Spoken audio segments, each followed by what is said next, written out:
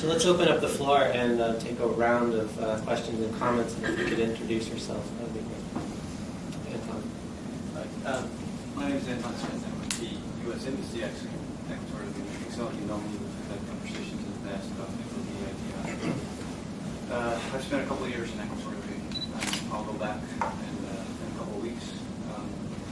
And, you know, I won't even pretend to have analyzed fully your methodology to the conclusions of the Human Rights Report.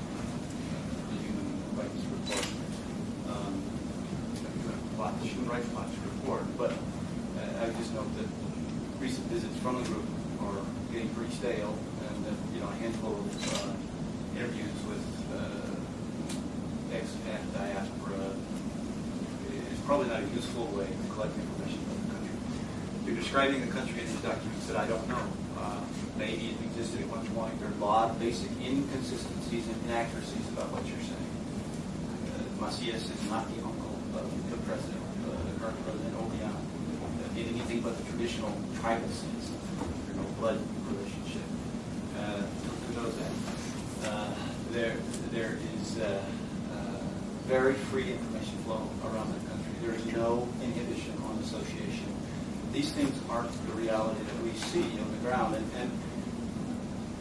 So I want to challenge you, number one, on the accuracy of your findings. And number two, on your approach. Because if you really want to be helpful, the door is open.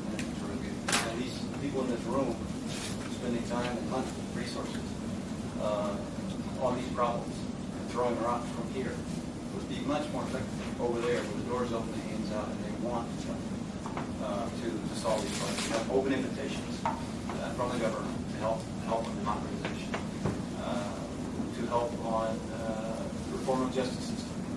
You have to remember that this country gained independence from Franco Spain. It was run as a plantation economy by the Spanish. It started out in a bad spot and went backwards for 10 years under Macias. It was a horrible regime. Still horror stories. It is a population that is still traumatized from that experience, no question, and they're self-constrained. But again, I just encourage all of you who don't know Equatorial, who haven't been there recently, who really want to help, to go take a look, kick the tires, talk to the people there, and make a real country effort to make changes. Because that's the way we're going to get this done. They don't have the capacity to make these changes. And they're going to keep doing things the old-fashioned way, the way that they've always done them, until somebody shows them a different way to do it. And that's what it's going to take. And it's not going to happen because they're being criticized. It's a population that is very much already has very large inferiority complex, and it's just unfair for us to gang up on them in the way that we tend to do from outside the country, and not give them at least the courtesy of trying to testing political will to make changes. I want to address one issue that's been raised about civil society. Civil society doesn't exist in the way that we know in Equatorial Guinea. The handful of people that came forward when the EITA started were self-selecting, self-identifying. They were things, I don't think it was a musicians association, but of that, a very small handful of NGO type associations that actually exist. But again, that's a legacy issue of the country. I don't. If anything, the country is trying pretty hard to create out of whole cloth something like a civil society just to meet the requirements of the EITA. The only other thing I would say is that our definitions of what civil society consist of probably don't take full account of African structures. That's a different issue, not necessarily one for discussion. Anyway, it's more of a comment than a question, but that's where I am. I'll be back there in a couple of weeks, and we'll be happy to see any of you there, and I can make sure that I can assure you we'll get the door open.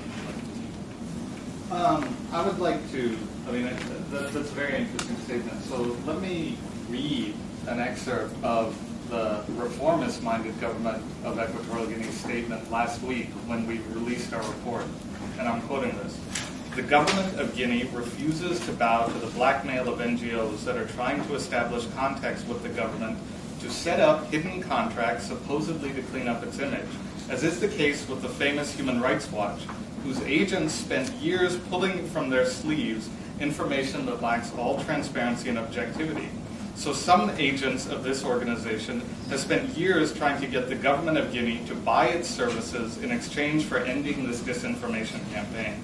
The government of Guinea is not for sale. In other words, we were accused of blackmailing the government for releasing this report.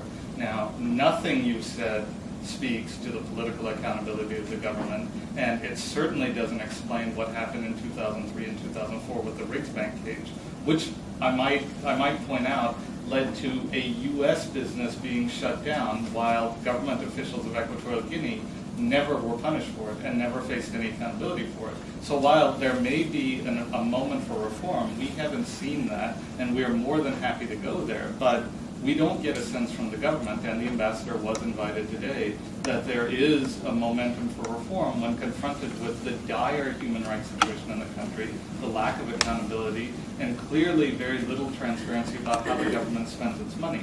And more importantly, thinking about the colonial legacy or the Messias legacy, the threshold shouldn't be whether or not a government is genocidal to determine whether there's been reform. I think the government of Equatorial Guinea currently has a horrible human rights record.